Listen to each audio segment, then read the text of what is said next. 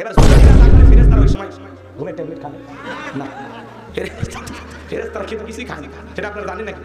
আচ্ছা বলেন তো, ফেরেশতারা খায় ঘুমায়, ওদের খাওয়াও নেই ঘুমও নেই, খালি হিসাব করা। রাগ করতেছেন আপনারা, দিল দিয়ে কথাগুলো বোঝার চেষ্টা করেন। বাজার যুবকদেরকে একটু হালকা সাইজ করা দরকার আছে না নাই? তুমি যে পার্কে বসা একটা মেয়েকে বিয়ে না করে হাত ধরিয়ে তিনের মতো বসে আছো, কি বলেন? ওই জায়গায় ফেরেশতারা নাই। পার্কে অবশ্য ফেরেশতারা থাকে না, ওই জায়গা তো থাকে। এই বালাসি ঘাটে সৈয়ালা নৌকা চড়ে ওই যে সরের ভিতর গাড়ি নিয়ে ঘুরলেন, ওই দিনের ভিডিও ফেরেশতাদের কাছে আছে। কথা কর। হযরত আলী রাদিয়াল্লাহু তাআলা বলেন, তোমরা যৌবনের তাড়নায় গুনাহ করো, একদিন তোমাদের যৌবন থাকবে না, আমল নামায় গুনাহ ঠিকই লেখা থাকবে। এজন্য আল্লাহ বলেন, ওয়াল্লাযীনা হুম লিফুরুজিহিম হাফিজুন, নিজের যৌবনটাকে সংযত রাখো, নিজের যৌবনটাকে কন্ট্রোল করো। মুমিনের যৌবন হোটেলে পার্কে বিক্রি হবে না, মুমিন তার যৌবনের সময়টা আল্লাহর ইবাদতে কাটাবে, কারণ আল্লাহ শিশুকালের হিসাব নেবেন না, হিসাব নেবেন যৌবনকালের। কথা বলেন ঠিক আছে? হে যুবক শোনো, তাহলে তুমি বাহিরে যা করো, আমবাগানে হোক আর পার্কে হোক, নৌকায় চড়ে হোক আর যেখানে যা করো, পাহাড় পর্বত, মনে করো না জঙ্গল প্রেম করার জন্য মঙ্গল, জঙ্গলে কেউ না দেখলে একজন দেখেন দিদিকে। সাবধান যুবক সাবধান। 14 ফেব্রুয়ারিতে কার পিছনে গোলাপ ফুল নিয়ে ঘুরছো, ওই ভিডিও কিন্তু ফেরেশতারা করে আছে। কথা কানা কি ভাই মিথ্যা বলতেছি? পিতা মাতার চোখকে ফাঁকি দিয়া পিকনিকের নামে কোন বান্ধবীর সাথে যা কোথায় কি করেছো প্রত্যেকটা ভিডিও আছে। যুবক তোমার অন্তরে যদি আল্লাহর ভয় থাকে, তোমার পিছাইও গুনাহ করানো সম্ভব নয়। তুমি যেখানে গুনাহ করতেছো, অন্যায় করতেছো, একবার চিন্তা করো, তুমি যা করতেছো আসমানের মালিক আল্লাহ সব দেখতেছে। কথা বলেন না? এই পৃথিবীর এমন কোন জায়গা আছে যেই জায়গায় আল্লাহর কুদরতি দৃষ্টির বাইরে, আল্লাহর কুদরতি নজরের বাইরে এমন কোন জায়গা থাকলে আমারে বলেন? আছে বাজান আছে? তাহলে আপনি যা করতেছি এদিকে খেয়াল করেন। তাফসীর বুঝতে হলে অনেক কথা বলতে হয়, কিন্তু আপনার ইসলামী জালসা রিয়াকশন করতেছেন, আমি বুঝতে পারতেছি। রাগ করেন না, আমি আপনাদেরকে গভীর রাত পর্যন্ত কথা শোনাবো। কয়েকটা আয়াত তেলাওয়াত করেছি, যত দ্রুত সম্ভব শেষ করে দিচ্ছি। আল্লাহ বোঝার তৌফিক দান করুন। লিল্লাহি তাকবীর। এইবার শুনেন, বিয়ে করে যুবক যখন বাসর ঘরে ঢোকে, ওই সময় ফেরেশতারা শরমেই থাকে না। কথা কর। যুবক বিয়ে করে বই কোন জায়গায় ঢুকছে বলেন তো? বাসর ঘরে। এই যুবক শোনো, বউ খালের উপরে বসে আছে আর ছেলেটা সবাই বসে আছে। বউ বলতেছে, কি গো কাছে আসো না? কয় না, হুজুর বলছে মোহরানা না দিয়া স্ত্রীকে স্পর্শ করা জায়েজ নাই। এখনকার যুবকেরা দেখবেন বিয়ে করার সময় নাকের রুমাল দেয়, যার নাকের রুমাল থাকবে এটা শরম না, এটা হলো শয়তানি। ওই মোহরানা ফাঁকি দিয়ে বিয়ে করে গেছে। প্রত্যেকটা মা বোন যারা বসে আছেন, মা মনে রাখবেন, এই মোহরানা হলো আপনার অধিকার, আর প্রত্যেকটা পুরুষের দায়িত্ব নারীদের এই ফরজ অধিকার আদায় করা। কথা কর। সৌদি আরবে এক যুবক একটা গল্প করেছিলাম, বলতেছে আব্বা আমি বিয়ে করবো। কয় মোহরানা টাকা আছে? তোমার তো বহু টাকা আছে, ওখান থেকে দাও। বিয়ে করে বউ নিয়ে ঘুমাবার তুমি, আর মোহরানা দেবো আমি? কথা কয় না কেন? তখন বলতেছে আব্বা তাহলে কি করবে? ইনকাম করো। কোটিপতির ছেলে হয়ে ড্রাইভারি করতেছে, ড্রাইভিং করতেছে আল্লাহর বান্দা। এরপরে যখন মোহরানার টাকা ইনকাম করতে পারছে, তখন সে বিয়ে করছে। বাংলাদেশের বাবারা যদি ছেলেদেরকে এরকম শর্ত দিত, ছেলে যখন এসে বলতে আব্বা আমি বিয়ে করবো, মোহরানার টাকা আছে। কিন্তু আমাদের বাবাদের মধ্যে অনেকের সমস্যা, কারণ এদেশের অধিকাংশ বাবারা হলো যৌতুক লোভী। কথাগুলো বললে আপনারা বিরক্ত হবেন, তারপরে উচিত কথা বলা লাগবে। এখন উচিত কথা যদি কই পিঠের উপর দিয়ে যাবি মই, এই আনন্দে কিছু লোক কিনা খাবে বলতে স্পেশাল দোষ। যত দোষ নন্দ ঘোষ, সত্যটা বললে দোষ, করলে অন্যায়ের প্রতিবাদ, নামটা হবে তোমার জঙ্গিবাদ, নামটা হবে তোমার মৌলবাদ। শোনেন শোনেন, যার 4-5টা বেটা আছে, ওই মুরব্বীর মোশান দেখে কে চাই তোমার বলে কাজ হবে ভাই চাচা আজকে তোমার সেই রকম ভাব ব্যাপারটা কি ভাব হবে না? বড় ছেলের বিয়ে ডাক হচ্ছে 3.5 লাখ, নিয়োগ করছি 5 লাখ টাকা বিয়ে দেবো। ওই বিয়েটা না অন্য কিছু, আমি আর বলতে পারি না, বেশি কিছু বলি। স্যার পাশে আছে তো, সব কথা বললে আবার স্যার মন খারাপ করতে পারে। রাগ করতেছেন আপনারা, বিরক্ত হয়ে বাবা শোনেন, যারা বাবা আপনার ছেলে এই অবৈধ হারাম যৌতুক ছেলেটাকে খাওয়ায় না। কাঁচা পায়খানা খাওয়া যেমন হারাম, কন্যা পক্ষের কাছ থেকে জোর করে যৌতুক দান করা তেমনি হারাম। কথা বলে না কেন? হে যুবক, একটা মা বাবা কত কষ্ট করে 16 বছর 18 বছর একটা মেয়েকে লালন পালন করে তোমার মতো অপরিচিত একটা ছেলের হাতে তুলে দেয়। আবার অনেকে দেখবেন বিয়ে যারা ঘরকালি করে, ছেলের বাড়িতে সব আছে, ফ্রিজটা পুরাতন, একটু নতুন ফ্রিজ হলে ভালো হয়। ছেলের কিচ্ছু লাগে না, খালি একটু ঘর সাজালে হয়। পুরাতন খাট আছে, নতুন খাট হলে ভালো হয়। এইভাবে চাইতে চাইতে খেতা সিলাই করা সুইটা পর্যন্ত চাইয়া বসে আর বলে আমরা কিচ্ছু নেবো না। এরকম আছে না? আছে না? ভালো করে বোঝার চেষ্টা করবেন। হ্যাঁ যুবক, যারা বিয়ে করার সময় কন্যা পক্ষের উপরে জোর করে বলে আমরা 200 বরযাত্রী আসবো, 500 বরযাত্রী আসবো, আমাদের বংশে 500 জন ছাড়া বরযাত্রী জমেই না, এরকম খাবার চাইতে ভিক্ষা করে খাওয়া ভালো। কারণ এইভাবে জোর করে খাওয়া কোনো হুজুর বলতে পারবে না জায়েজ আছে। অনুষ্ঠান হবে ছেলের বাড়িতে, কার বাড়িতে? আপনি 5000 খাবেন, 500 না 5000 খাবেন, কিন্তু মেয়ে পক্ষের উপরে জুলুম করে বলা যাবে না আমরা এতজন লোক কাটবো, এতজনকে খাওয়াই দেয়, এটা জুলুম। যে বিয়েতে খরচ কম, এদিক খেয়াল করে, সেই বিয়েতে বরকত বেশি। আর 8-10 জন যাবেন, আমি 12 জন নিয়ে বিয়ে করে দিয়েছি। কয়জন কথা কন নাকি আপনারা? এরকম 8-10 জন নিয়ে যাবেন, বিয়ে করাই বউকে নিয়ে বাড়িতে এসে গরু জবাই করে খাওয়ান, কোনো আপত্তি নেই। কথা ক্লিয়ার? আবার দেখুন ওই বিয়ের বাড়িতে যারা দাওয়াত খাবার যায় বুঝছেন, ওদের মুসানটা সেই টেবিল সাজান থাকে, ওকে বাড়ির ধ্যান চলায়, ওইটি যায় টেবিলে ময়লা কেন একটু পরিষ্কার করে, প্লেট দিছে একটু লাল দাগ বা কোনো কিছু ধরে এক প্লেট চলে, আপনারা দেখে দেবেন। আমরা বড় ডাকি ছেলে পক্ষ চেনেন, হ্যাঁ না পরিষ্কার করে কথা কন না কেন? গোস্ত এটুকু দিলে চলবে না। আমরা যদি ছেলের খেপাই বিয়ে ভেঙে যাবে জানেন। হ্যাঁ আমি ছেলের খুব কাছের লোক, ল্যাংটাকালে বন্ধু, কথা হয় না কেন? এইভাবে ভাব নিয়ে যায় ওদের উপরে জুলুম করে। এমনও বাংলাদেশে বিয়ের বাড়িতে গোস্ত কম বেশি হয়, মারামারি লাগে, কোন বর পক্ষে লোকজন কন্যা পক্ষে দাদি মেরে ফেলে, এখনো ছেলে আছে। এই হলো বাংলাদেশের অবস্থা। এগুলো আল্লাহর রাস্তায় একটু বন্ধ হওয়ার দরকার আছে না? খবরদার জোর করে ফেলে। হে যুবক, শ্বশুরের কাছ থেকে জোর করে যৌতুক নিবা না। কারণ হলো একটা মা বাবা 16-18 বছর কষ্ট করে বিয়েটাকে লালন পালন করে তোমার হাতে তুলে দেয়। দেখো না বিদায় বেলায় মা সামনে আসে, লোকজন বলে চলো জামাই হাতে বিয়েটা রেখে দেবো, বলে না আমি পারবো। বাবাকে দেখ তাই বাবা চোখের পানি ছেড়ে দিয়ে কাঁদে আর বলে বিয়েটাকে এত কষ্ট করে লালন পালন করলাম, আজকে আমার কলিজাটা ছিঁড়ে যাচ্ছে না, আমি যাইতে পারবো না। মানুষজন বলে ভাই মেয়েটাকে হাতে তুলে না দিলে, মানুষ বলবে জামাইটা তোমার পছন্দ হয় না, আসো। আমার ভাইয়েরা বাবা যা ছেলেদের হাতে তুলে দেয়, হাতে তুলে দেয় আর ডেকে বলে বাবা আজ থেকে আমার মেয়েটাকে জন্মের মতো তোমার হাতে তুলে দিলাম, ছোট্ট মানুষ ভুল বেয়াদবি হলে মাফ করে দিও। মা কাঁদে, বাবা কাঁদে।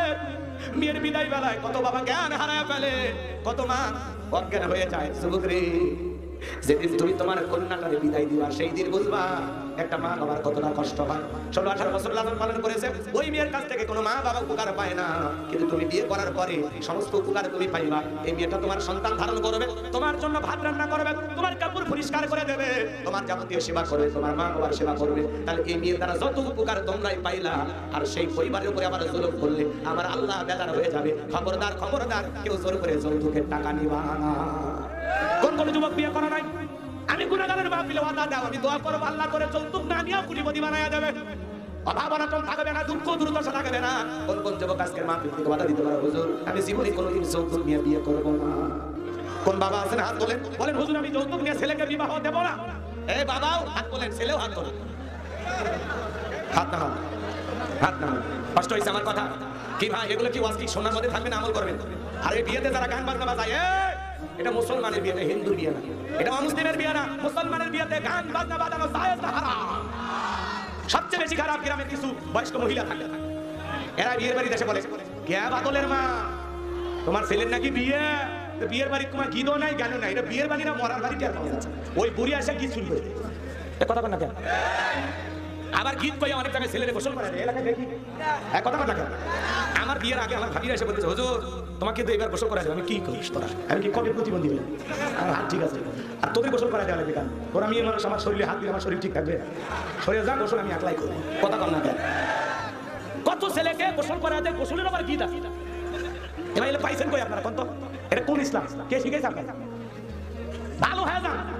এই শীতের দিন গোসল দিয়া আবার দেখবেন ওই মেয়েগুলো লঙ্গি দেয় না, ওই আগে টাকা দেয়, এতক্ষণ ঘুষে দিছে আর 3 মণ ময়লা পরিষ্কার করে দিছে, তার একটা বিল। আমি তো চিন্তা করি যে শীতের রাত আর যে শীতের কুয়াশার দিন পড়তেছে, এই সময় কোনো ছেলেকে বিয়ে করাইয়া যদি লঙ্গি দিতে 2 ঘন্টা দেরি করে আর বিয়ে করে বাসর ঘরে ঢোকা লাগবে না, হাসপাতালে ভর্তি হবে। যারা প্রতিবন্ধী 2 হাত নাই তারাই অন্য নারী তারা গোসল করায় দেবে। বিয়ের আগে অন্য নারী তারা, বিয়ের পরে বউ গোসল করে দিচ্ছে, ওটা ভিন্ন কথা। মার সন্তানকে আদর করে গোসল করা দেয়, ওটাও ভিন্ন কথা কয়। কিন্তু খবরদার কোন চাচি ভাবি খালা বুবু ওই মাথার উপর কুলে রেখে মুড়ি রেখে গীত বলবে আর তোমার গোসল করায় দিবে, নির্লজ্জ বেহায়ার মতো এত ছোট হয়ে যাবে। কথা কয় না, তোমার শরম নাই? এইবার যদি সংশোধন হয়, এলে ওয়াজ না, এগুলো হলো ওয়াশ ওয়াশ। কি কেলিয়া গাইবান্ধার ছেলেরা বিয়েতে গান চলবে, গীত চলবে, অন্য মানুষ তারা গোসল করে নেওয়া চলবে, ক্লিয়া চলো। এবার ছেলে বসে আছে কই? বাসর ঘরে বিলের মেলা একটা ঘটনা আছে, আমি ওইটা আসলে বলতে পারলে ভালো হতো, কিন্তু ওই দিকে যাওয়ার সময় হবে না, আমার বেশি হয় আরো কয়েকটা আয়াত আছে, কষ্ট হয় আপনাদের। আচ্ছা তাকবীর দেন না বাজান, লিল্লাহকে তাকবীর। ছেলের নাম আবুল, বিয়ে করছে উত্তরপাড়া লাকিকে, 1 লক্ষ টাকা কাবির নামা বা দিন মহর, মাত্র 1000 টাকার নাকের ফুল, বলেছে কবুল। ছেলের নাম আবুল, জীবন পুরোটাই ভুল। এখন বউ বাসর ঘরে বসে আছে, ছেলেকে ডাকতে বলে না হুজুর বলছে মহারানা পরিশোধ না করে স্ত্রীকে স্পর্শ করা জায়েজ না। এইবার শোন, মেয়ে বলতেছে তাহলে উভয় কি? তোমার কাছে টাকা নাই, বলে না। এটা কিন্তু মাপ নেওয়া, এটা হলো ব্ল্যাকমেল করা। কথা কথা, একটা মেয়ে এক টাকা দিয়ে 1 লাখ টাকা মাপ করে দেয়, এটা জীবনে কোনোদিন কেউ বিশ্বাস করে? আরে ভাই 50,000 টাকা অন্তত হাতে দেন, দিয়ে বলেন সোনা 50,000 টাকা দিলাম, আমি তোমার স্বামী, বাকি 50,000 কিছুদিন মাপ করে দাও, পরিশোধ করে দিব। যারা মহারানা পরিশোধ না করে আপনার স্ত্রীর সাথে সংসার করতেছে, এখনো সময় আছে মহারানা পরিশোধ করে দিয়া ক্ষমা চেয়ে নেন। আর না হলে এই অবস্থায় মারা গেলে জিনাকার নারী পুলিশের কাছে আপনাকে দাঁড় করাবে। মহারানা এটা প্রত্যেকটা নারীর অধিকার, সাধ্য অনুযায়ী, সামর্থ্য অনুযায়ী। 20,000 হলেও 10,000 হলেও কি পারবে? কথা কয় না গো বাবাজিরা আমার, দিল দিয়া কথাগুলো বলবেন। এইবার মিয়ানরা চিন্তা করে বাবা গুরু ছাগল জবাই করে স্বামীর ঘরে পাঠায়া দিল। স্বামী যদি কাছে না আসে, ও 7,000 টাকা দিয়ে কি করবো?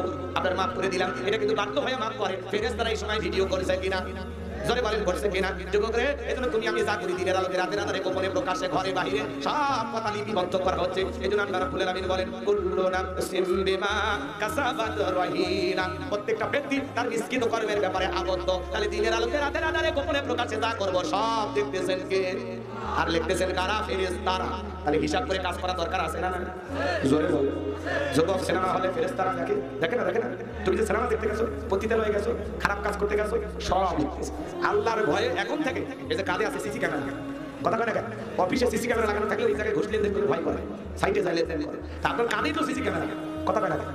কারা কারা আল্লাহর ভয়ে সকল গুনাহ থেকে নিজেকে বাঁচায় রাখবেন? হাত তুলে দেখেন তো বাঁচান। লিল্লাহি তাকবীর, লিল্লাহি তাকবীর। আল্লাহ আমাদের কথাগুলোর উপরে আমল করার তৌফিক দান করুন। জোরে বলেন আমিন। এবার আল্লাহ রাব্বুল আলামিন বলেন, ইল্লা আসহাবাল ইয়ামিন। আমার আল্লাহ রাব্বুল আলামিন বলেন, ডান পাশে যারা থাকবে তারা নিরাপদ, ডানপন্থী যারা জান্নাতি তারা। আল্লাহ আকবার বলেন, কুনতুম আজওয়াজান সালাসা ওয়া আসহাবুল মাইমানাতি মা আসহাবুল মাইমানা ওয়া আসহাবুল মাশআমাতি মা আসহাবুল মাশআমা ওয়াস-সাবিকুনাস সাবিকুন উলাইকাল মুকাররাবুন। সূরা বাকারার ভিতরে আল্লাহ পাক জানায় দিলেন, কঠিন কিয়ামতের ময়দানে আল্লাহ মানুষকে 3 শ্রেণীতে ভাগ করবে। জোরে বলেন কয় শ্রেণী? এর মধ্যে ডান পাশে যারা থাকবে, ডানপন্থী যারা, জান্নাতি তারা, ডানপন্থী যারা, বেঁচে যাবে তারা। আল্লাহ আকবার বলেন। এজন্য আল্লাহ রাব্বুল আলামিন বলেন, ইল্লা আসহাবাল ইয়ামিন। যারা ডান পাশে থাকবে তারা হলো নিরাপদ। ফি জান্নাতি ইয়াতাসাআলুন। তারা প্রবেশ করবে জান্নাতের বাগান। সুবহানাল্লাহ বলেন। যারা ডান পাশে থাকবে এরা জান্নাতের বাগানে প্রবেশ করবে। আল্লাহ তাআলা বলেন, ফি জান্নাতি ইয়াতাসাআলুন। জান্নাতে প্রবেশ করার পরে একজন জান্নাতি আরেকজন জান্নাতীর সাথে পরস্পরে গল্পে লিপ্ত হবে। বলেন সুবহানাল্লাহ। জান্নাতীরা জান্নাতে যাওয়ার পরে একে অপরের সাথে কি করবে? বাজার গল্প করে। শোনেন, খুব মজার কথা, খুব মজার কথা। শোনেন, আজকের মাহফিলে শোনেন, আমি দোয়া করলাম। আজকের মাহফিলের সভাপতি প্রফেসর ডক্টর মাহফুজুর রহমান, আল্লাহর গোলামের জন্য আমি দোয়া করলাম, আল্লাহ আজকের মাহফিল সভাপতি, তাকে আপনি দয়া করে যে জান্নাত দেবেন, আমারে দয়া করে ওই একই জান্নাতে আপনি কবুল করে নেবেন। আল্লাহ যদি দয়া করে ওনাকে জান্নাতে, আমাকেও জান্নাতে, আর আমরা যদি একই জান্নাতে থাকি তাহলে একে অপরের সাথে সাক্ষাৎ। সুবহানাল্লাহ বলবেন। উনি দেখে বলবেন, তুমি তো ওই জায়গায় বাস করতে গেছিলে, আমার জেলা দিচ্ছে, দেখো আল্লাহর কি দয়া, আল্লাহর কি মায়া, আল্লাহ আমাদেরকে এক জান্নাতে কবুল করেছে। লাল ভাইয়ের জন্য দোয়া করি, আপনাদের জন্য দোয়া করি, আল্লাহ তুমি আমাদের গাইবান্ধার সমস্ত মানুষকে একই জান্নাতে থাকার তৌফিক দান করেন। একটু জোরে বলেন আমিন। আর একটু জোরে বলেন আমিন। আল্লাহ যদি দয়া করে একই জান্নাতে আমাদেরকে রাখার ব্যবস্থা করে তাহলে একে অপরের সাথে দেখা হবে, কথা হবে, আলাপচারিতা হবে। এই জন্য আল্লাহ তাআলা বলতেছেন, ফি জান্নাতি ইয়াতাসাআলুন। একজন জান্নাতি আর একজন জান্নাতীর সাথে পরস্পরে গল্পে লিপ্ত হবে, তারা গল্প করবে। সুবহানাল্লাহ। এখন অনেকে ভাবতেছেন যে দোয়া করলে জান্নাত অতি সহজ, তাহলে ছোট্ট একটা ঘটনা বলাই লাগে। যদি আপনারা জানেন, সংক্ষিপ্ত করে বলে দেই, ঘটনা বলা মূল উদ্দেশ্য না। আমি কি বলবো? রাগ করবেন না। আল্লাহ নবী মুসা আলাইহিস সালাম আল্লাহকে ডেকে বলেন, আল্লাহ আমার কি জান্নাত দেবেন?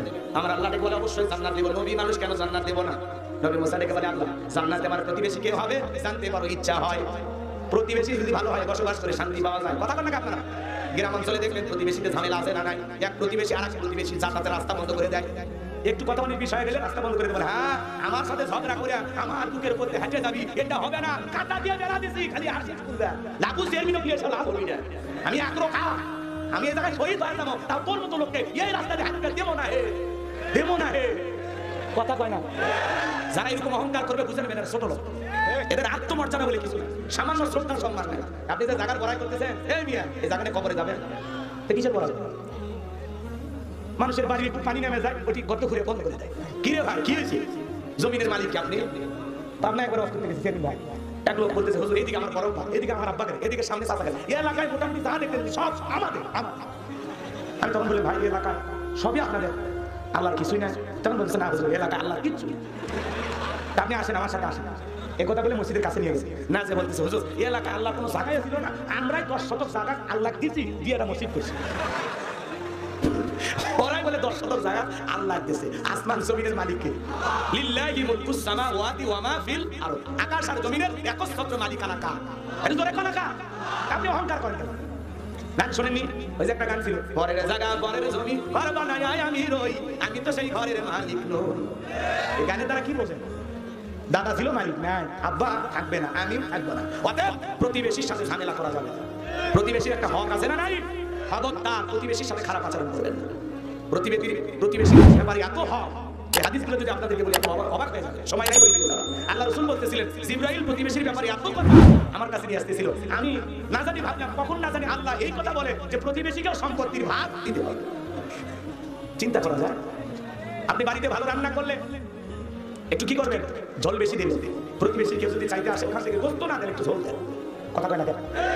কি ভাই রাগ করতেছেন আপনারা? করেন, আমার সমস্যা নেই, সামনে যায় আর কথা মজার কথা আছে।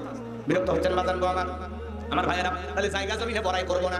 3 বার হজ করেছে ত্রিপল হাজি, এরপরে কোদাল নিয়ে যায় হাল কেটে জমি বাড়াই। আপনাদের এলাকায় কিন্তু নাই ভাই, 3 বার হজ করে আছে গো, 3 বার ত্রিপল হাজি। এরা যায় জমি এমন কায়দায় জীবন করে কাটছে রে ভাই, ফুলসিরাতের মতো রাস্তা বানাচ্ছে।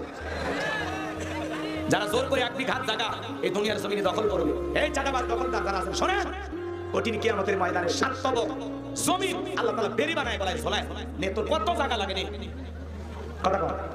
যারা খবরদার সম্পদের বড়াই করবেন, জায়গা জমির বড়াই করবেন। কোন ভাই যদি আপনার জন্য একটু সুবিধা পায়, কোন প্রতিবেশী আপনার যদি সামান্য সহযোগিতা পায়, আলহামদুলিল্লাহ, মিলে মিশে থাকে। বসবাস করে প্রতিবেশী যদি বন্ধুর মতো হয়, বসবাস করে শান্তি। আর প্রতিবেশীদের দেশালির শত্রুতা থাকলে ঝামেলা। মাঝে মাঝে দেখেন না বিভিন্ন এলাকায় পুকুরে বিষ দেয়, কেন? ওই শত্রুতার কারণে। কলার গাছের কাটে ফেলে দেয়, কলার গাছের অপরাধ আছে, পিয়ারের বাগান কাটে দেয়, টেপের বাগান কাটে দেয়। আপনারা নিউজগুলো দেখেন না ভাই, কারা করছে এগুলো? প্রতিবেশীদের হিংসা করে করছে। রাগ করতেছেন মনে হয়, তাহলে হিংসা দূরে রাখেন। হিংসা মুক্ত ঈমান আমল আল্লাহ আমাদেরকে করার তৌফিক দান করেন, জোরে বলেন আমিন। আমার ভাইয়েরা, আল্লাহ নবী মুসা দেখে বলে আল্লাহ জানতে বড় ইচ্ছা হয় জান্নাতে আমার প্রতিবেশী কে হবে? আমার আল্লাহ ডেকে বলে পয়গম্বর জান্নাতে তোমার পাশের ফ্ল্যাটে যে থাকবে, দুনিয়াতে বর্তমানে কসাই সে ডেকে বলে আল্লাহ এত ভালো ভালো মানুষ দুনিয়াতে থাকবে, একটা কসাই কেন আমার সাথে জান্নাতে থাকবে? জানতে বড় ইচ্ছা হয়। আমার আল্লাহ ডেকে বলে পয়গম্বর সবই যদি আমি আল্লাহ বলে দেই, তোমার কি কোনো দায়িত্ব নাই? আমি কসাইকে কেন জান্নাত দিলাম জানতে যদি চাও, কসাইয়ের বাড়িতে তুমি চলে যাও। আল্লাহ নবী মুসা আলাইহিস সালাম সেই বাজারে গেলেন, কসাই বস্তু বিক্রি করে টোকলাকে রওনা করেছেন। আল্লাহ নবী মুসা ডেকে বলে কসাই আমি যদি তোমার বাড়ি মেহমান হই, তোমার কি কোনো আপত্তি আছে? বলে না, আলহামদুলিল্লাহ, আমি তো মেহমান পাইলে খুশি চলেন। এই কথা বলে মুসা নবীকে বাড়ি থেকে চলে গেলেন, নিজের হাতে বস্তুগুলো রান্না করলেন, বাটির ভিতরে নিয়ে তার সোনমুখী মা, চোখে দেখে না, অন্ধ মানুষ, মায়ের সেবা কিভাবে করতে হয় দিন দিয়ে কথাগুলো বোঝেন বাজান। এইবার বস্তুগুলো ছিঁড়ে ছিঁড়ে রুটি বানায়া সুন্দর করে লোকমা বানায় মায়ের মুখে তুলে তুলে খাওয়ায়। তো কিরে মা, খাওয়া শেষ হয়ে যাওয়ার পরে 2টা হাত তুলে দোয়া করে বলে আল্লাহ এই জামানার মুসা নবী যেই জান্নাতে থাকবে, আমার এই ছেলেটাকে ওই একই জান্নাতে কবুল করে নিও। আমার ছেলে আমার এত খেদমত করে, এত সেবা করে, আল্লাহ আমি তো কিছুই দিতে পারলাম, তাই আল্লাহ জামানার নবী মুসার সাথে আমার ছেলেটাকে একই জান্নাতে কবুল করে নিও। একটু জোরে বলেন না সুবহানাল্লাহ। এইবার কসাই চলে গেল মুসা নবীর কাছে। মুসা নবী ডেকে বলে কসাই একজন মহিলা দোয়া করলো, কে? বলে এটা আমার মা। আপনি মনে কিছু নেবেন না, আমার মা প্রত্যেকদিন এই দোয়া করেন।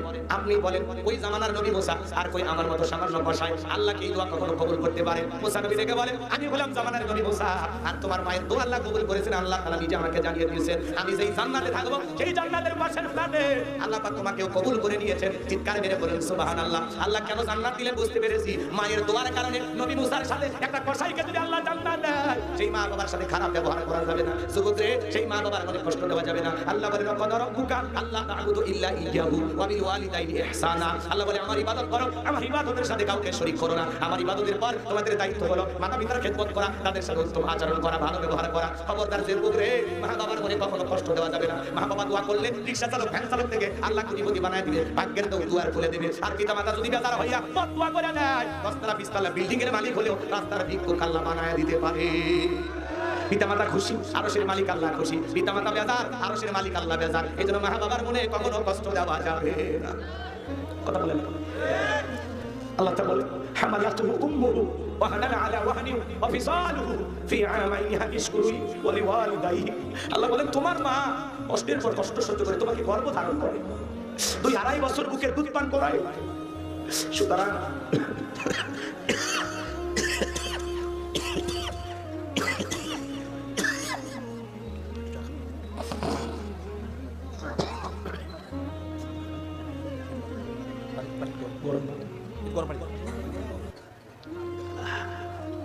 আমার আল্লাহ বলেন তোমার মা কষ্টের পর কষ্ট সহ্য করে তোমাকে গর্ভ ধারণ করে।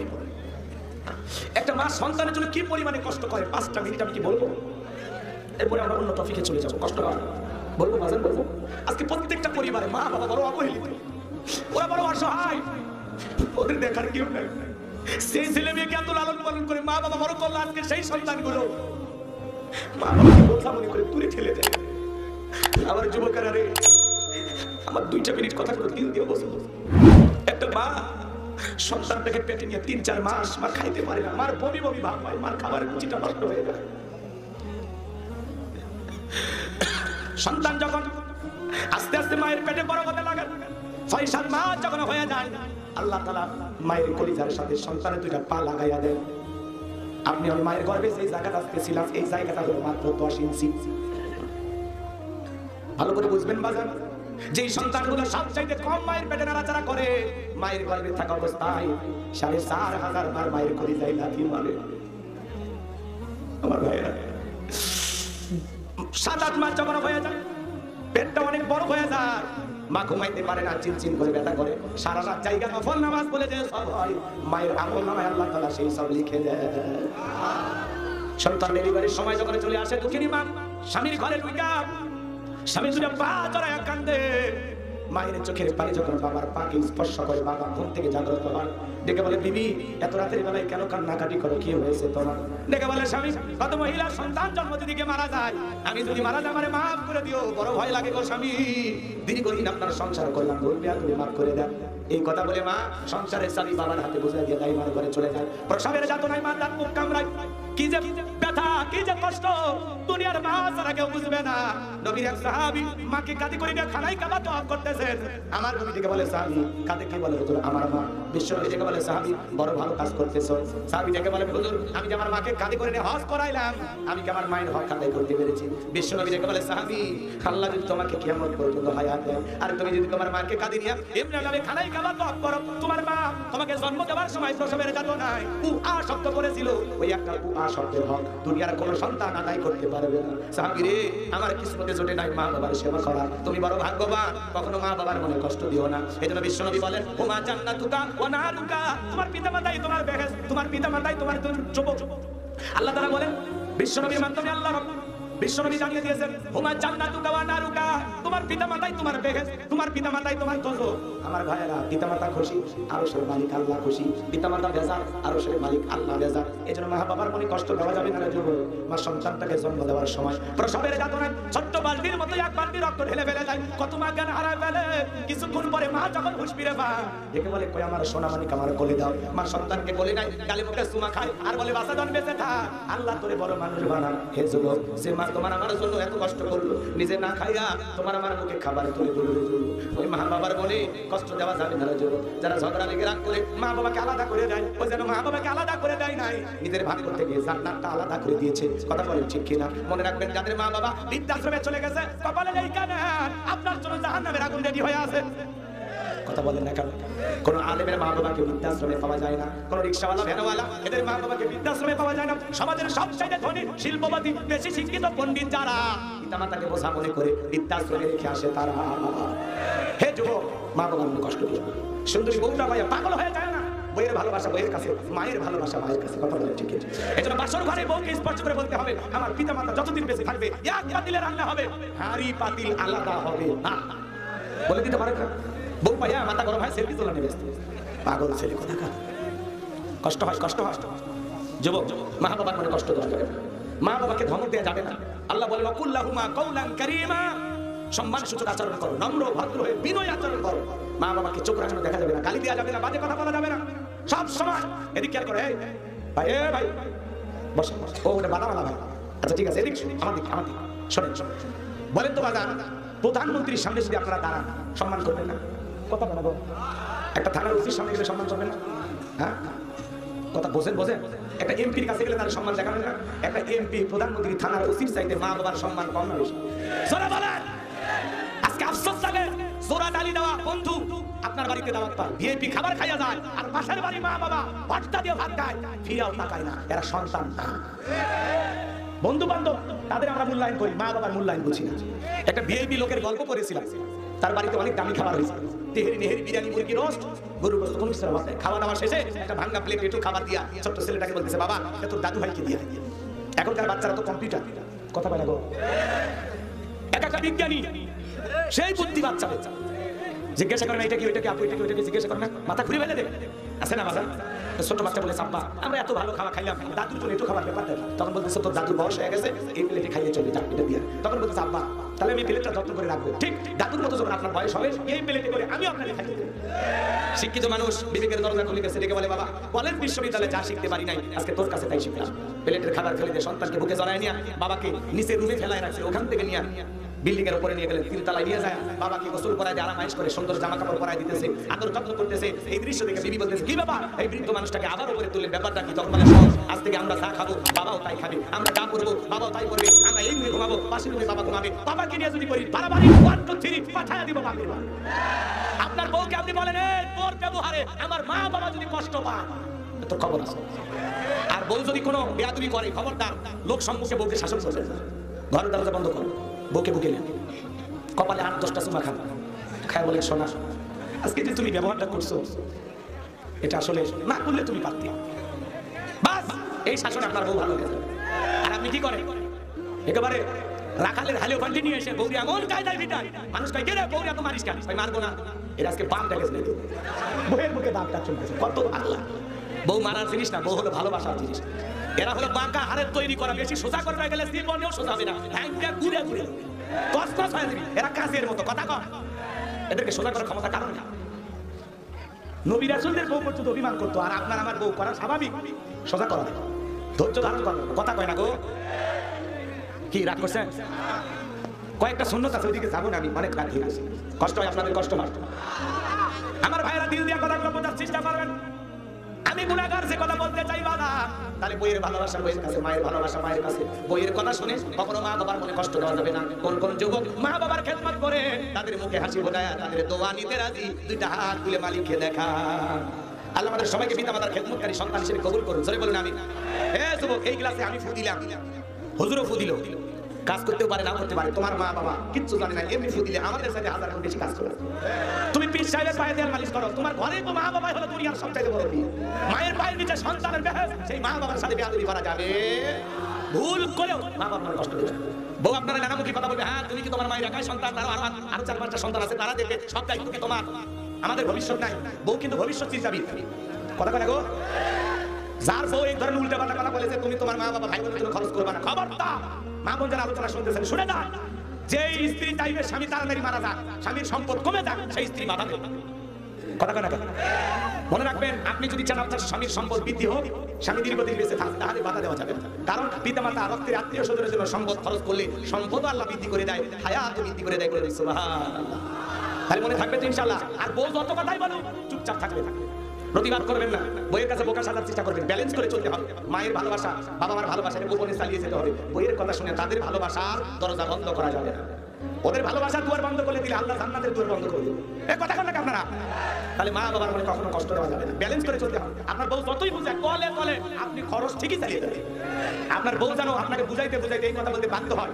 তোমার যে এত বুঝাই মাথায় বোকা না একটা বোকা একটা বলদ কথা বইয়ের কাছে বোকা হওয়া ভালো আর আপনি তো নিজেই জানেন আপনি কত বড় শিয়ার কথা ক্লিয়ার মেয়ে মানুষের কাছে বোকা সাজবেন আর বুঝাবেন যে দুনিয়ার সবচেয়ে বোকা মানুষ আমি বাজান গো আমার দিন দিয়া কথাগুলো বুঝে গেছেন রাগ করতেছেন যুবক রে শ্বশুর বাড়ি পালসার ডিসকভার পাইয়া পাগল হয়ে যায় না কিছু কিছু যুবক আছে শ্বশুর বাড়ি চৌদুকের মোটরসাইকেল পাইলে পাগল হয়ে যায় শাশুড়ির দরজা বিরে করে ডাক দেয় আম্মা শাশুড়ি ছোটবেলায় মাদ্রাসা করেছে গুন্না সব মুখস্থ কথা কন না কেন শ্বশুরের দেখেন আব্বা কেমন আছেন আব্বা কোথায় যাচ্ছেন শ্বশুরের দেখে আব্বা আব্বা আব্বা শ্বশুর ভাই ছোটবেলায় মাদ্রাসায় করেছিল কলপালার সব হরফ মুখস্থ কথা বল ঠিক কিনা হে যুবক সামান্য পালসার ডিসকভার পাইয়া শ্বশুর শাশুড়ি হয়ে গেল আব্বা আম্মা আর মা বাবা হয়ে গেল বুড়া বুড়ি তোর কবর নাতি আর বুড়ি মরার পরে ফেরেশতারা বাইরে বুড়া করবে বুড়ি জাহান্নামে হবে তোর বসত বাড়ি যেন খবরদার খবরদার মা বাবাকে অবহেলা করো না অসম্মান করো না পিতামাতাদের কত বড় নিয়ামত নিজের ভাগ্য যদি খুলতে চাও মা বাবার দোয়া নাও কথা কয় না মাঝে মাঝে পকেটে টাকা থাকে মা বাবার কাছে না কোন আব্বা একটু পকেটে ফু দেন তো আব্বা না ফু দেন মার কাছে ফু নেবেন আবার কাছে ফু নেবেন আল্লাহ চাইলে মা বাবার দোয়া করলে জীবনে কোনোদিন পকেটে টাকা পাবে না এই আমি গোলাম রব্বানি কাবিল আঙ্গুর কমলা বেদানা ফলমূল খাওয়ায় কোনো লাভ নাই এই শীতের দিনে ফলমূল কিনে যায় একটা কমলা একটা আপেল মা বাবার মুখে তুলে দাও আর সেই মালিক আল্লাহ খুশি হয়ে যাবে তুমি মানুষ খুঁজে পাওয়া যাবে মনে রাখবা, বুলেট মারলে বুলেট মিস হতে পারে, কিন্তু দুনিয়ার কোনো মায়ের দোয়া মিস হয় না, কোনো বাবার দোয়া মিস হয় না। কথা বলে ঠিক না? সেই মা বাবার মনে আমরা কখনো কষ্ট দেব না। আল্লাহ যেন যুবকদের হেদায়েত দান করে। এতটুকু কথাই আমলের জন্য যথেষ্ট। আর কি ওয়াজ করা লাগবে না? আরো শুনবে, আরো শুনবে। আমার ভাইরা তাহলে ভালো করে বোঝেন, কিন্তু আমার কথাগুলো খালি শুনলে হবে না, আমল করবেন। আমি চাই গাইবান্ধার মানুষ সবাই জান্নাতে যায়, জান্নাতে আমাদের মিলন মেলা হবে। কথা ঠিক কিনা? জান্নাতে মিলন মেলা হবে সামনে। তাহলে বউরে গালি দিবেন, বউকে গালি দিবেন না, মারেও গালি দিবেন। বউকে আদরের শাসন, আর মাকে তো শাসন করার কোনো অধিকার ইসলাম আপনার দেয়। মা বাবা যদি আপনার ঠকা কোনো সমস্যা নেই, ওরা হিসাব দেবে, কিন্তু আপনার দায়িত্ব আপনি পালন করবেন। ঠিক আছে? চলেন বাজার সামনের দিকে যাই। আমার যুবক ভাইরা, আল্লাহ রাব্বুল আলামিন বলেন ফি জান্নাতিন ইয়াতাসাআলুন। জান্নাতীরা জান্নাতের বাগানে প্রবেশ করে একে অপরের সাথে পরস্পরে গল্পে লিপ্ত হবে। জান্নাতীরা গল্প করতে করতে জান্নাতীদের দৃষ্টি চলে যাবে নিচের দিকে, আর নিচের দিকে তাকায় দেখবে জাহান্নামীর আগুন দাউ দাউ করে জ্বলতেছে। আর তাকায় দেখবে কি ব্যাপার, আমাদের গ্রামের মুখলিস দেখা যায়, আমাদের বাজার ব্যবসায়ী বাদশা দেখা যায়, এরা কেন জাহান্নামী? ভালো করে বুঝবেন বাজার গো আমার। জান্নাতীরা গল্প করতে করতে তাদের দৃষ্টি যখন নিচের দিকে চলে যাবে, ওরা তাকায় দেখবে মানুষ জাহান্নামের আগুন দাউ দাউ করে জ্বলতেছে। ওদেরকে তখন জান্নাতীরা প্রশ্ন করে বলবে আনিল মুজরিমিন। জান্নাতীরা অপরাধীদেরকে জিজ্ঞাসা করবেন মা সালাকাকুম ফি সাকর, কোন অপরাধে এই সাকর নামক জাহান্নামের আগুনে জ্বলতেছো? দুনিয়ার জমিনে কি এমন অপরাধ করেছো যে অপরাধের কারণে আজকে তোমরা জাহান্নামে, আমরা জান্নাতে কি অপরাধ করেছো বলো? কষ্ট হচ্ছে আপনাদের? জান্নাতীরা জাহান্নামীদেরকে জিজ্ঞাসা করবে, আনিল মুজরিমিন, অপরাধী সম্পর্কে জিজ্ঞাসা করবে, মা সালাকাকুম ফি সাকর, কোন অপরাধে এই সাকর নামক জাহান্নামে আসলো? সাকর হলো জাহান্নামের নাম। কথা কথা লাযা হুতমা হাবিয়া জাহিম, এগুলো হলো জাহান্নামের নাম। কথা বুঝতে পারতেছেন? জাহান্নামে একটা, কিন্তু জাহান্নামের গেট কয়টা? 7টা। এইজন্য আমরা বলি জাহান্নাম 7টা। এক এক অপরাধের কারণে এক এক গেটে আল্লাহ প্রবেশ করে। কথা কি বোঝেন? এইবার শুনেন, এইবার শুনেন।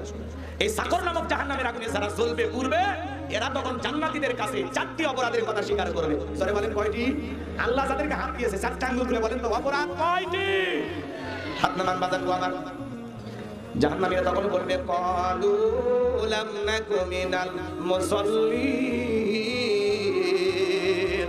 ওরা বলবে দুনিয়ার জীবনে আমাদের 1 নাম্বার অপরাধ হলো আমরা দুনিয়াতে মুসল্লি ছিলাম না, সালাত আদায় করতাম না, নামাজ পড়তাম না। আযান হয়েছে, আপনি মসজিদে ঢুকেছেন, আর আমি বেকা হয়ে জমিতে গেছি। আজকে পানি না নিলে জমিতে ধান লাগানো যাবে না। অতএব 5 ওয়াক্ত নামাজ কাজা হয়, জমিতে ধান লাগানি না। কি দুনিয়ার লোক! কথা কন না কেন? অবশ্য কাজ কামের দিনে আল্লাহ তাআলা বলে দিয়েছে নাকি কয় জমির ওয়াজ যখন লাগাবেন সেদিন 7 দিন নামাজ না পড়লে হবে। এরকম হাদিস পাননি আপনারা? এরকম ওয়াজ কোনো ওয়াজ করেনি? যখন আলু তুলবেন তখন 4 দিন, সরিষা সাঙ্গার দিনে 3 দিন। আরে ভাই, আপনি জমির খেতে আসেন না, ওই জায়গায় আযান হয়েছে না, মসজিদে আসার সময় হচ্ছে না, ওই জায়গায় কাদা পানিতে ওযু করে ওই অবস্থায় জমির আলে দাঁড়িয়ে নামাজ পড়বেন। নামাজ কাদা করা যাবে না, নামাজ মাপ নাই। কত যুবক আমাদের সাথে সেলফি তুলতে আসে, কি মহব্বত! হুজুর আমি আপনার বিগ ফ্যান। আমি বলছি ফ্যান কি গলা ঝেড়ে রাখো, আসো নামাজ পড়ি। হুজুর শরীর ঠিক নেই। আমি তখন বললাম এটা তো মহিলাদের স্বভাব, কবে তোমাদের কাছে পান হলো। তখন বলে হুজুর এই রোগ সেই রোগ না। কি কি করে পেশাব করে পানি নেয়নি? আহা, এত মুসলিম যুবক পেশাব করে পানি নেবে না, এটা শোনা যায়? মনে রাখবেন, এক শ্রেণীর মানুষকে কবরে সবচেয়ে বেশি শাস্তি, বেশি আযাব দেওয়া হবে শুধুমাত্র পেশাব থেকে পবিত্র না হওয়ার কারণে। যারা পেশাব থেকে পবিত্রতা অর্জন করে না, এদেরকে কবরে শাস্তি ভোগ করা হবে। আপনি পেশাব করে আস্তে করে উঠে দেন, বাড়ি মেরে ধুয়ে দেন, টপ টপ করে লুঙ্গি মেখে যায়, প্যান্ট মেখে যায়, আর আপনি মুসলমান দাবি করেন। একটা কুকুরের স্বভাব আপনি পাচ্ছেন। কুত্তা যেমন পেশাব করে পানি নেয় না, মুসলিম যুবক পেশাব করে পানি নেয় না। তাহলে খালি পায়ের মধ্যে পার্থক্য, স্বভাবে খুব বেশি দোষ হয়ে গেল। দেওয়ালে রাগ করছেন আপনারা। তাহলে মুসলমান যদি হয়ে থাকেন কি করবেন? আজ থেকে পেশাব করে পানি নেবেন, টিস্যু নেবেন, মাটি নেবেন, ঢেলাগুলি ব্যবহার করবেন। কিছু না পেলে রাস্তার বালু মাটিতে হলে ঠেকা কাজ বাড়িতে হয়, কিন্তু বালি নেওয়ার ব্যাপারে সতর্ক। একজন ওয়াজ শেষে রাজনীতির দিকে যাচ্ছে, রাস্তার মধ্যে পেশাব লাগছে, আর হুজুরের ওই যে ওদের কথা আমল করার জন্য আর পেশাব থেকে পবিত্রতা না অর্জন করলে হুজুর বলছে কবে আযাব হবে। এই ভয়ে পেশাব করতে চাচ্ছি, চিন্তা করে পানিও নাই, টিস্যু নাই, মাটিও নাই, কোনটা কি? ওই যে হুজুর বলছে শেষ পদ্ধতি হলো বালু দেওয়া হলেও ঠেকা কাজ বাড়িতে হবে। রাস্তার কিছু বালু জড়ায় জায়গা মতো দিয়েছে, কিছু ছিল না, ইঞ্জেকশন দেওয়া শুরু করছে। এই জন্য বলতেছে আমি হুজুরদেরকে এই জন্য দেখতে পারি না, দোষ কি হুজুরের নাকি আর আমল? টর্চ লাইট মেরে দেখা দরকার আছে না নাকি ভাই? এই জন্য যুবক সাবধান হয়ে যাও ভাই, তুমি মুসলমান। দাঁড়িয়ে পেশাব করা হারাম, দাঁড়িয়ে পেশাব করা হারাম। আর পেশাব করে এলাকুলি ব্যবহার। ছোট ছোট বাচ্চা দেখেন না, মক্তবে যায়, মাদ্রাসায় যায়, কি সুন্দর বসে বসে পেশাব করে, দেখে ভালো লাগে, মনে হয় জন্মের আগে ট্রেনিং পেয়েছে। আর আপনি কলেজে পড়েন, বিশ্ববিদ্যালয়ে পড়েন, গাড়ি নিয়ে ঘোরেন, আপনার চুলের কাটিং দেখে শয়তান আফসোস করে। কি কাটিং?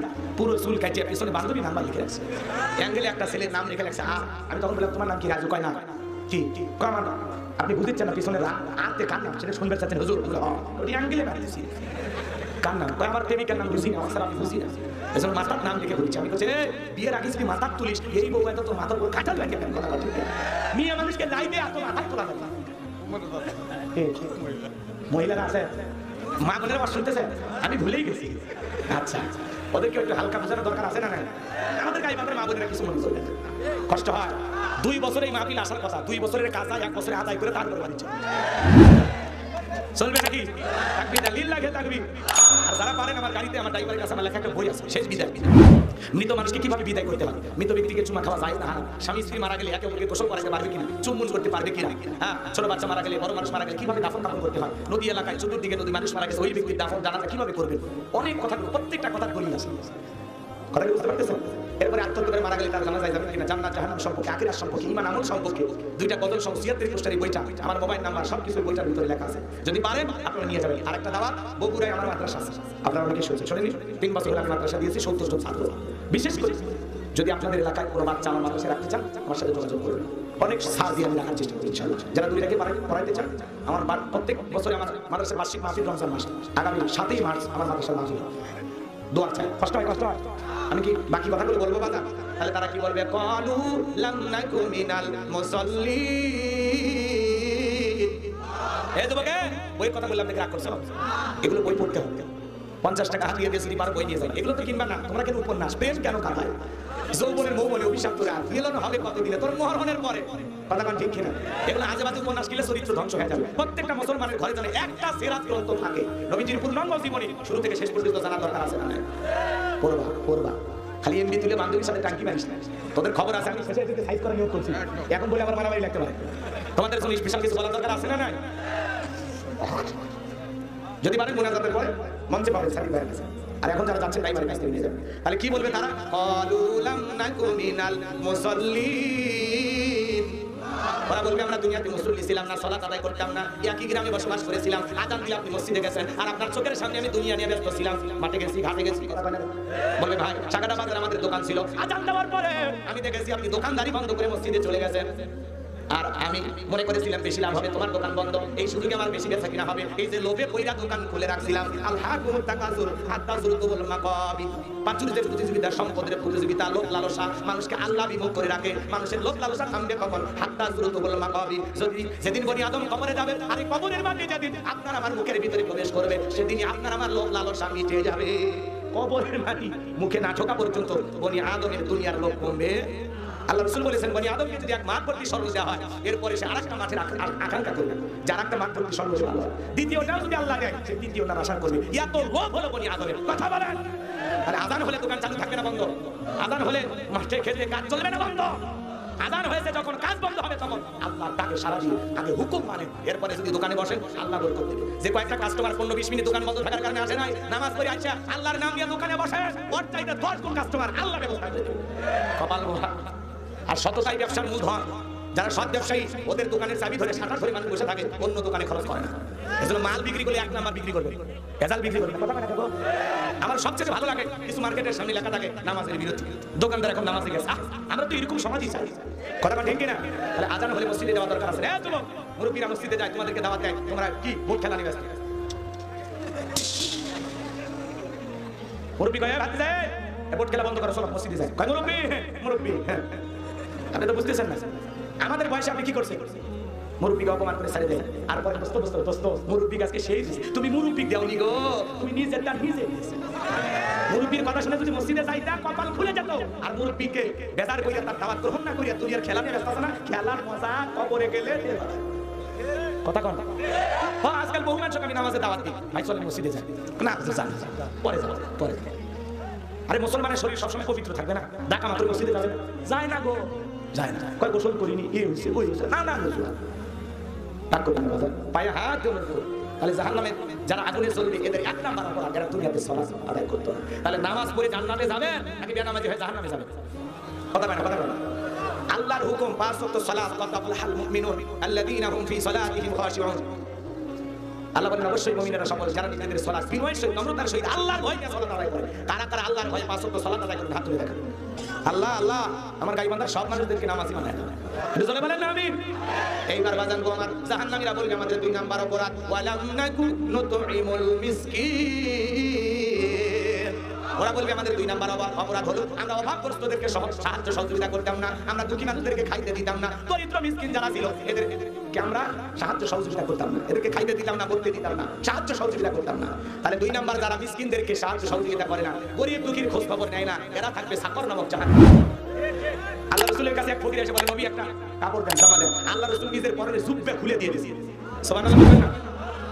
জিবরাইল আল্লাহ ওয়াটা দিলেন, যাও তো আমার বন্ধুর কাছে একটা জান্নাতি জুব্বা নিয়ে যাও। জিবরাইল আসলে লাশ বসে ডেকে বলে নবী গো আপনার যদি অতিরিক্ত থাকে সেখান থেকে দিবেন, নিজের যেটা আছে এটা খুলে দিবেন, এইভাবে দেওয়ার দরকার নেই। কথা কি বুঝতে পারতেছেন? এরপরে আল্লাহ রাসূলকে আল্লাহ তাআলা জান্নাতি জুব্বা পরায় দিলেন। সুবহান। এইজন্য এদিক মিসকিনদের ভাগ নষ্ট হয় 2 ভাবে, একটা রাষ্ট্রীয় ভাবে আর একটা সামাজিক ভাবে। কথা কয় না কেন? আরে ভাই আল্লাহ আপনাকে সম্পদ দিয়েছে, এই শীতের দিনে দেন না কিছু গরিব দুঃখীকে কম্বল দেন। অনেক প্রতিবেশী আছে খাইতে পারে না, 2-1 বস্তা চাল দেন, একটু বাজার করে দেন। কথা কয়। আর আমরা কি করি? প্রতিবেশী দেওয়া তো দূরের কথা, ভালো খাওয়া দাওয়া হলে ছেলে মেয়েকে বলে গেট লাগায় দেখে ডিস্টার্ব না করে। ফকির বাড়িতে আসবে দেখে কি করে? বাইরের গেটে তালা মেরে ভিতরে থাকে। কথা কয় না আপনারা? যেই দিন ফকির আসবে ওই দিন এমনও লোক আছে রাগ করে ভিক্ষা দেওয়ার ভাই বাড়ি থেকে অন্য বাড়ি চলে যায়। রাগ করেন না বাজার। আল্লাহ কি বলে? ওয়া আম্মা সাইলা ফালা তানহা। কোন সাইল দরিদ্র তোমার কাছে হাত পাতলে, তোমার দুয়ারে আসলে খবরদার খালি হাতে ফেরত দিও না। আল্লাহ আকবার বলে। এজন্য আল্লাহ আপনাকে যতটুকু দিয়েছে 5 টাকা 10 টাকা ফকির মিসকিনকে দিলে কমে না রে ভাই, কমে না, আল্লাহ বাড়ায় দেয়। কথা কোন ঠিক কি? যারা দান করে এরা কি কোনোদিন ফকির হয়েছে? দেখছেন? দান করলে সম্পদ কমে না বৃদ্ধি হয়। কি মানে দোয়া করে ভালো, অনেক কাজ আছে। আপনাদের জমান তো বন্ধ হয়ে গেছে, শীত লাগছে। এই টাকা খরচের ব্যাপারে কথা বলে আপনারা খুব রাগ করেন। আমি এটা অনেক জায়গায় দিয়েছি, খালি আপনাদের দোষ নেই। ফকির মিসকিন অভাবগ্রস্তদেরকে দেওয়ার জন্য আলাদা একটা পকেটে খুচরা টাকা রাখবেন। কোন মানুষ চাইলে 2টা টাকা হোক আর 5টা টাকা হলো দিয়ে দেবে। কথা কয় না? পকেট ভর্তি টাকা পায় খুশি। ফকির পায় কয় লাখ টাকা হবে আমার দেওয়া, কারণ ফকিরের জোলার তো কম না, আপনার পকেটে যা আছে তাছাড়া জোলার দিকে। কথা কন ঠিক কিনা? আর ফকিরদেরকে যে সেরা ফাটানো কথা কন না কেন? একবারই বলে যে লোকের গল্প শুনিনি, এক বাটি ভর্তি পায়েস ছেলে এসে বলতেছে নেন আপনি খান। তখন বলতেছে বাবা মানুষের কাছে জীবনে ভাত চাই পাইনি, আপনি পায়েস দিলেন, ব্যাপারটা কি? এই পায়েসের রহস্য। তখন বলতেছে মা বলতেছে বাইরে ফকির আসছে পায়েসটা দিয়া, এই কুকুর পায়েসে মুখতেছে, তুমি জান খাই না। কথা কয় না কেন? এই হলো আমাদের, মানে আমরা মানুষকে দেই সেরা ফাটা যেটা কুত্তে খাইছে এগুলো একটু ভালো দেন। আল্লাহ পবিত্র, তিনি পবিত্র বস্তুকে ভালোবাসেন। আল্লাহ রাস্তায় যখন কোনো কিছু দিবেন সবচাইতে ভালোটা দিবেন, উত্তমটা দিবেন। পারবো তো ইনশাআল্লাহ। নিজের পরনের জামা গরিব দুঃখীকে দিয়ে দেন। রাগ করবেন না বাজান গো আমার। তাহলে মুমিন এদিক খেয়াল করেন, যারা জাহান্নামে যাবে ওদের 2 নাম্বার অপরাধ ওয়ালাম নাকুন তুইমুল মিসকিন। ওরা বলবে আমরা অভাবগ্রস্তদের সাহায্য সহযোগিতা করতাম না, দুঃখী মানুষের খোঁজ খবর নিতাম না, নিজে খাইলে বাপের নাম। এখনো পরিবারের লোকজন আছে ছেলে মেয়ে খেলাধুলা করে, বাড়িতে যদি শীতের দিনে পিঠা বানায় ছেলে মেয়ের হাতে দেওয়ার পরে খবরদার বাইরে যাবি না, অমুকের ছেলে মেয়ের সাথে খেলা করো, ওরা যদি তাকায় তোর পেটটা নষ্ট হয়ে যাবে। ছোটবেলা থেকে হিংসার ট্রেনিং দেয়, কথা ঠিক কিনা? মা বাবা যদি সত্যিকারে হতে চায় ছেলেটার হাতেও দেন আর বলেন তোর যে বন্ধু আছে ওই যাদের সাথে তুমি খেলাধুলা করো ওরা তো পিঠা বানায় নাই, এখান থেকে কিছু পিঠা তাদের কেউ দা। এটা হলো মানব, এটা হলো মানুষের কাজ। কথা কি বুঝতে পারতেছেন? তাহলে খালি একা বানায় খাই না, 2-4 জনকে দিয়ে খাওয়াই, তাছাড়া পেট খারাপ হয়। কথা রাগ করতেছেন আপনারা না? এত হিংসা কেন? ছোট বাচ্চাকে দিতেও হিংসা কেন? কি হয়েছে বাজার? দোয়া করবো? রাগ করবেন না? তাহলে গরিব দুঃখী অভাবগ্রস্ত শোনেন, গাইবান্ধার মানুষ হলো সহজ সরল। আমরা কোনো সিনেরি বারবারই ধোকাবাজি বুঝি না। অনেকে আমাদেরকে ইনসাল্ট করে ঠাট্টা বিদ্রুপ করে মফিজ বলতে পারে, কিন্তু মনে রাখবেন আমরা জিনিসের দরদাম করে খাই, দরদাম করে কিনি, 2টা টাকা বাঁচানোর জন্য আমরা চেষ্টা করি, কারণ আমাদের মাথার ঘাম পায়ে ফেলে ইনকাম করা লাগে। যারা আমাদেরকে ইনসাল্ট করে ঠাট্টা বিদ্রুপ করে ওরা তো কলমের খোঁজা দিয়ে 20 টাকা ইনকাম করে। আমাদেরকে বলে আমরা পরিশ্রম করে বেঁচে আছি, দুনিয়াতে যার সম্পদ কম আখিরাতে হিসাব হচ্ছে অল্পটা সম্পদ ফাঁস করে হিসাব দিয়ে আল্লাহ করে এই জায়গায় করছে। তারপর গাইবান্ধার মানুষটা কারণ গরিবের হিসাব কম না, হুজুর গরিবের হিসাব কম, সেই হিসেবে বলতেছে আপনারা ভুল বুঝেন না, রাগ করতেছেন মনে হয় বাজার। এই জন্য আমাদেরকে নিয়ে যদি কেউ সমালোচনা করে মন খারাপ করবো। এইবার চলে যারা জাহান্নামের আগুনে চলবে ওদের 3 নাম্বার অপরাধ, ওরা কি করতে জানেন? ওয়া কুননা নাখুদু মাআল খাইদিন। ওরা বলবে আমরা দুনিয়াতে সমালোচনা করতে ব্যস্ত ছিলাম, সমালোচনায় মগ্ন ছিলাম, অমুক খারাপ তমুক খারাপ, এ ভালো না সে ভালো না, এক জায়গায় বসলে মনে হয় কি বলি কোনটি সভাপতি সেক্রেটারি হয়ে যায়। কথা কথা খুব চায়ের কাপে ঝড় বলে আগেকার মহিলাদের স্বভাব ছিল 4-5 জন মহিলা এক জায়গায় হলে বিপদ করে পরনিন্দা করে, এখন এই স্বভাবটা পুরুষের ভিতরে ঢুকে গেছে, তার পুরুষ এক জায়গায় হলে সব গল্প শুরু হয়। আচ্ছা আপনি যে মানুষের এত কথা বলেন কেন? মানুষের সমালোচনা করে নিজের আত্মসমালোচনা করেন। নিজের আত্মশুদ্ধির জন্য কাজ করা, নিজের জীবনের ভুল ত্রুটি গেলে আলোচনা করে। কথা কথা আমি যে অপরাধ করেছি, আমি তো আমার অন্যায় অপরাধের কারণে ঘুম আসে না রে ভাই, আমি মানুষকে নিয়ে ভাববো কখন? অতএব মুখ খারাপ তো খারাপ, ভালো না সে ভালো না, এই সাদুরিকে দেওয়ার দরকার নেই। নিজে কতটুকু ভালো আঙ্গুল দিয়ে নিজেকে প্রশ্ন করে, আজকে সারাদিনে কি করছিস বল, কয়টা ভালো কাজ করে খারাপ কাজ, নিজের হিসাব নিজে পারবেন তো ইনশাআল্লাহ। আলেমদের সমালোচনা করবেন, অনেকে আলেমদের সমালোচনা করেন, খবরদার বাংলাদেশের কোন আলেমের সমালোচনা করবেন। কথা বলে কেমন? আলেমেরা হলো ভালো মানুষ, আলেমদেরকে নিয়ে ওরা মিথ্যা তহমত ছড়াইতো, হুজুরেরা ধর্ষণ করছে, এ করছে, সে করছে। আল্লামা সাঈদী হুজুর নাকি 300 মহিলা ধর্ষণ করছে। শয়তান বিশ্বাস করে, এক মহিলাকে বলা হলো এই ধর্ষণ করছে, বলে হ্যাঁ। তোমার জন্ম কত সালে? 75 সালে। জন্ম 75 সালে, ধর্ষণ হয়েছে 71 সালে। শয়তান বিশ্বাস করছে, স্বপ্নেও সম্ভব। কথা কোন নাকি আপনারা? তাহলে এগুলো সব মিথ্যা তহমত ছিল। কথা বলে ঠিক না? বড় বড় কথা বলতো, আলেমদেরকে জাতির সামনে জঙ্গি মৌলবাদ বানানোর ষড়যন্ত্র করেছিল। কথা বলে ঠিক না? আজকে যারা আলেমদেরকে নিয়ে ষড়যন্ত্র করেছিল, আজকে তারা দেশ থেকে বিতাড়িত। আপা পাশের দেশে চলে গেছে, কি বললো লালু ভাই চট করে ঢুকতেছে, আপনি আসেন, এই দেশ আপনার বাবা, এই দেশ আপনার স্বামী। কথা কন, 16 বছর ক্ষমতায় ছিলেন, 7 মিনিট আবার আসবেন, আসেন, সমস্যা নেই। কিন্তু আপনাদের কাছে বলতে চাই, আর যাই হোক ভবিষ্যতে সিদ্ধান্ত নিতে হবে, বাংলাদেশে আর যাই হোক কোনো নারীকে আমরা প্রধানমন্ত্রী দেখতে চাই না। এই দেশের পুরুষ হবে প্রধানমন্ত্রী, কারা কারা হাত তুলে দেবেন, লিল্লাহি তাকবীর। মেয়েদের রাগ বেশি, দেশ বেশি, অভিমান বেশি। কথা কয় না? ওরা রাগ অভিমানে যেতে পারি, হাড়িবাতি ভেঙে ফেলে দেবে, স্বামী তুলে আসার পরে মেয়েরা শান্তির জায়গা একবার পেলে জীবন যাবে জায়গা থাকবে। আর মেয়েদের রাগ জেদ কত দেখে না, ওরা রাগ জেদে পুরো দেশে আগুন লাগায় দিয়ে চুপ করে বসে। এই জন্য আসতে চাই, আমরা বলি আপনি আসেন। মেয়ে মানুষ কতদিন বাইরে থাকবে, আপনার তো দেখার কেউ নাই, আমরা সারা কথা কাটা কেন? গো আইবা তুমি আইবা গো, সেই দিন আইসা বহু ক্ষমতা পাইবা না। না থাকবে না, বলো না, চলবে চলবে। গো আইবা তুমি আইবা গো, সেই দিন আইসা বহু ক্ষমতা পাইবা না। খোঁজ নাই বলবো কাদের কাকা, অবস্থা খারাপ পরবেশ বাবার, আউন আঙ্কেল এখন সামনেও আসে না। নেহাটা করবি সব জেলের ভিতর, আমি আসি দরের ওপর, কখন জানি আসে গ্রেপ্তারি পরোয়ানা। বুবু আইবা তুমি আইবা গো, সেই দিন আইসা বহু ক্ষমতা পাইবা না। আজকে ছাত্রলীগের একটা সহসভাপতি মা মারা গেছে, জানা যায় গেছে, হাতে পায়ে ডান্ডা বেরিয়েছে। এটা দেখে অনেকে আলোচনা সমালোচনা করতেছে। বিগত বছরে আপনারা এরকম করেছিলেন, কথা বলেন না কেন? অনেক মানুষ বিএনপি জামাত করার কারণে তারা মা বাবার জানা যায় গেছে, হাতে পায়ে ডান্ডা বেরিয়েছিল। আজকে তাদের হাতে ডান্ডা বেরিয়ে দেখে আফসোস হয়। মানবতার দৃষ্টিকোণ থেকে আমরা বলতে চাই, আসলে এরকম কাজ করা উচিত না। ওরা করেছে অন্যায়, আমরা অন্যায় করতে রাজি নাই। অন্তত মায়ের জানাজার সময় যদি পারেন, আপনারা প্রশাসনের যারা দায়িত্বশীল আছে, আসলে তারা এটা বিষয়টা ভালো বোঝেন, ওই পরিবেশ পরিস্থিতি কেন হয়েছে। কথা ঠিক কেন? অনেকে সমালোচনা করতেছেন যে ছাত্রলীগের একজন মায়ের জানাজায় গেছে, হাতে পায়ে ডান্ডা বেরিয়ে, এটা দেখে অনেকে দরদ দেখাইতেছে। তো এর আগে যখন অন্য দলের লোকদের ভাগে এরকম ঘটেছে, তখন আপনাদের দল ভালোবাসা গেছিল, এখন দরদ উঠে ওঠে। এই জন্য কথা আছে, এই দিন নয় আরো দিন আছে, এই দিন নিয়ে যাবে সেই দিনের কাছে। এক মাঘে শীত দেয় না, কথা কম।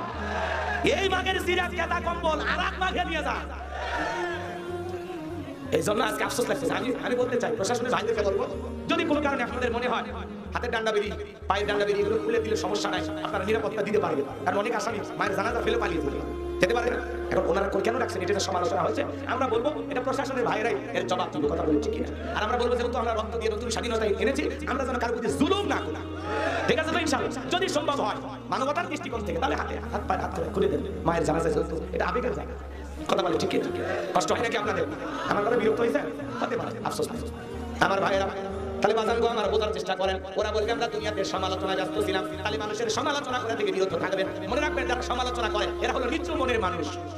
কথা বলে এদের মন মানসিকতা নিচু নিচু। কি দরকার মানুষকে নিয়ে সমালোচনা করা? জি ও ওই কথা মনে আছে? আমি মনে করছি আপনার ভুলে গেছে। আমার গাইবান্ধার শ্রোতার আলহামদুলিল্লাহ বাজান আমার স্মরণ করা দিচ্ছে, ধন্যবাদ। আমি বলে দিচ্ছি এখনই শেষ করে লিল্লাহি তাকবীর। তাহলে আজ থেকে আমরা কারো সমালোচনা করব, কে কি করলো, কে কি করতেছে, এটা নিয়ে আমাদের কোনো মন্তব্য নাই। চুপ চুপ, মান সমাতা নাজা, চুপ থাকলেও নাজাত পাওয়া যায়। চুপ থাকবেন মানে গুনাহ থেকে বেঁচে থাকবেন। কথা ক্লিয়ার? আর ফটর ফটর ফটর ফটর গুনাহ চলতে থাকে। আপনি কি অটো বেশি পাচ্ছেন? মোবাইলে রিচার্জ করার মতো জবান যদি রিচার্জ করা লাগতো, কথা এত বলতেন না। দিলে ভাই, দুলে ভাই বললাম কেন? আমরা আদম হাওয়ার সন্তান, সেই সূত্রে আপনারা আমার দুলে ভাই হতেই পারেন।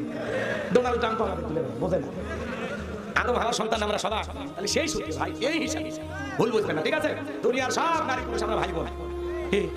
কথা ক্লিয়ার নাকি ভেজাল আছে? তাহলে বোঝেন বাজার আমার আজ থেকে সমালোচনা বন্ধ। এই যে মুখে আঙ্গুল দেবেন, আজ থেকে সমালোচনা বন্ধ। এই যে ভিডিও হচ্ছে, রেকর্ড হচ্ছে, আপনারও জানি স্মৃতিটা মাথায় থাকে, কারো কিছু বলার না না, আমি তোমার আপনি কথা দিচ্ছি, আমি আর কারো নিন্দা ছড়াবো না, ভুল ধারণা করবো না, কারণ সমালোচনা করবো না, গীবত পরনিন্দা চুগল করি, এগুলো করা মানে কি মৃত ভাইয়ের গোশত খাওয়ার সমান। কথা ঠিক না? আচ্ছা বলেন তো, দুনিয়ার কোনো মানুষ ভাইয়ের গোশত খেতে ভালোবাসে? মৃত ভাইয়ের, তা আপনি খাচ্ছেন কেন? তার মানে গীবত করতেছে, এটাই মানে খাওয়া। তো ঠিক আছে তো ইনশাআল্লাহ। এবার 4 নাম্বার তারা বলবে ওয়া কুননা নুকাদ্দিবু বিয়াউমিদ্দিন। ওরা বলবে আমাদের 4 নাম্বার অপরাধ, আমরা কর্মফল দিবসকে অস্বীকার করতাম, পরকাল পরকাল বলে কিছু না, আমরা তাই ভাবতাম। যারা কর্মফল দিবসকে অস্বীকার করতো, বাজার আমার মালিক ইয়াউমিদ্দিন, শেষ বিচার দিবসের মালিক আমার আল্লাহ। আমার আল্লাহ বলেন আহকামুল হাকিমিন, কথা বলেন ঠিক কিনা? তাহলে শেষ বিচার দিবসের মালিক কে? ওরা বলবে ওয়া কুননা নুকাদ্দিবু বিয়াউমিদ্দিন, আমরা কর্মফল দিবসটাকে অস্বীকার করতাম, পরকাল দিবসটাকে অস্বীকার করতাম। পরকাল নামে যার একটা জগৎ আছে, এটা আমরা কখনো কল্পনাই করি। তারা যারা পরকাল দিবসকে অস্বীকার করতো, পরকালে আল্লাহর সামনে জবাবদিহিতা করতে হবে, এই বিষয় নিয়ে যারা অজ্ঞ ছিল, এই মানুষগুলো জাহান্নামের আগুনে জ্বলবে। এই জন্য যারা বলে পরকাল টরকাল বলে কিছু নাই, কবরে গেলে কি হবে, হ্যাঁ আমার কবরে যাবো, বাসা কি রেখে যাবি, আরে পাগল। এই স্লোগান দেওয়ার আগে একটু বিবেকে ভাবে, যার মাথা তার ব্যথা। আমার এই হাতে যদি আগুনটা লাগে, বলেন তো বাজান আমার বউ ব্যথা পাবি? কথা কয় না গো সন্তান, স্যার গ্রামবাসী, তার মানে কি বুঝলেন? হাতটাও যার, যন্ত্রণাটাও। তো কারো কবরে যদি আল্লাহ না করুক জাহান্নামের আগুন জ্বলে, কবর যা, যন্ত্রণাটাও ভোগ করতে হবে তার। শেষ একটা হাদিস নবীজি বলেছেন, ক্বালা রাসূলুল্লাহি সাল্লাল্লাহু আলাইহি ওয়াসাল্লাম, ইন্নামাল কুবরু রাউদাতুম মিন দিয়ারিল জান্নাহ আও হুফরাতুম মিন হুফারিন নার। রাওয়াহু তিরমিজি, তিরমিজি শরীফের 2য় খণ্ডের 73 নম্বর পৃষ্ঠার এই হাদিস। এদিক দিল দিয়ে কথা শুনুন। আল্লাহ রাসূল বলেছেন ইন্নামাল কুবরু রাউদাতুম মিন দিয়ারিল জান্নাহ। আমার বিশ্বনবী বলেছেন, যে ব্যক্তির আমল ভালো, নেক আমল করেছে, ওই ব্যক্তি মৃত্যুর সঙ্গে সঙ্গে আল্লাহ তার কবর জান্নাতের বাগান বানায় দিবেন। একটু জোরে বলা যায় না সুবহানাল্লাহ? আর এরপরে আল্লাহ রাসূল কি বললেন? আও হুফরাতুম মিন হুফারিন নার, যে ব্যক্তির আমল খারাপ, মৃত্যুর সঙ্গে সঙ্গে তার কবরটা আল্লাহ পাক জাহান্নামের আগুনের গর্ত বানায় দিবেন। এই গর্তের গভীরতা কত শোনেন। আল্লাহ রাসূল এক জায়গায় বসা, জিবরাইল আসমান থেকে আসলেন, নবীজিকে বললেন, নবী এই মুহূর্তে একটা আওয়াজ হইলো, একটা শব্দ হইলো, আপনি কি শুনতে পাইছেন? আল্লাহ রাসূল বলেন, হ্যাঁ আমি শুনতে পেয়েছি। জিবরাইল বলেন, নবী গো আজ থেকে 70 বছর আগে আল্লাহ পাক জাহান্নামের গর্তের মুখে একটা পাথর ছেড়ে দিয়েছে, এই মাত্র জাহান্নামের তলদেশে গিয়ে পৌঁছাইলো। চিন্তা করেন বাজার, একটা পাথর ছেড়ে দিলে 70 বছর যদি সময় লাগে নিচে পড়তে। আল্লাহ না করুক, আল্লাহ না করুক, আপনার আমার অপরাধের কারণে, গুনাহের কারণে আসমান জমিনের মালিক আল্লাহ যদি বেজার হইয়া জাহান্নামের আগুনের গর্তে ফেলে দেয়, আপনার আমার বাঁচার কিন্তু কোনো উপায় না। আজকালকার মানুষ কবর মৃত্যু এগুলো নিয়ে ভয় করে। কথা কর, সকালবেলা কবর দেয়, বিকেলে যায় তাস খেলে, বিকেলে যায় মহিলারা খেয়াল করে পাতা ঝাড় দেয়। আর আগে নতুন কবর হইলে 7 দিন চাইতে ভয় পাইতো, এখন ভয়টা কমে গেছে। কবরের স্থানে পার হেঁটে যায়, গান বাজাতে, শোনা বন্ধু ভাই যা কবরে যা, তোর আসা যাওয়ার ব্যবস্থা করে দেবে। কথা কন নাকি আপনারা? যুবক, শেষ মেসেজ যুবকদের জন্য, আপনারা বসে এখনই দোয়া হবে। সাল্লাল্লাহু আলাইহি ওয়াসাল্লামের কথাটা শুনবেন ইনশাআল্লাহ। যুবক, তোমাদের পা আমি ধরলাম, ধরে একটা অনুরোধ, খবরদার মা বাবা তাদেরকে কষ্ট দিয়ে কোনো ধরনের অবৈধ প্রেম ভালোবাসা